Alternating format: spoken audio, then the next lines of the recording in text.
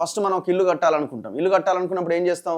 మన ఖర్చులు ఎంత, ఏదెంత, మనకు వస్తున్నది ఎంత, పోయేది ఎంత, బ్యాంక్ లోన్ తెచ్చుకుందామా, ఏం తెచ్చుకుందాం, ఇదంతా మనం ఒక రిపోర్ట్ తయారు చేసుకుంటాం. చిన్న చిన్న ప్రాజెక్టులు చేపట్టడానికైనా, మన ఇల్లు కట్టడానికైనా, ఇంకేమన్నా చేయడానికైనా ప్రతిదానికి ఒక డిపిఆర్ ఉంటుంది. సో మరి ఇంత పెద్ద ప్రాజెక్టు దాదాపు వీళ్ళు చెప్తున్న లెక్కలో మొత్తం చేయాలంటే 1,50,000 కోట్లు ఏదో లెక్క చెప్తున్నారు. సరే, ఇప్పుడు మొదటి ఫేజ్లో 5,000 కోట్లో 9,000 కోట్లో ఏదో లెక్క చెప్తున్నారు. మరి ఏదైనా 1,000 కోట్ల ముచ్చటే కదా ఇది. మొత్తం చేయాలంటే 1,00,000 కోట్ల ముచ్చటే కదా. మరి ఇంత పెద్ద ప్రాజెక్ట్ చేపట్టేటప్పుడు డిపిఆర్ ఎక్కడ అన్న ప్రశ్నకి ఆన్సర్ అయితే ఇంతవరకు లేదు. ఒకటి.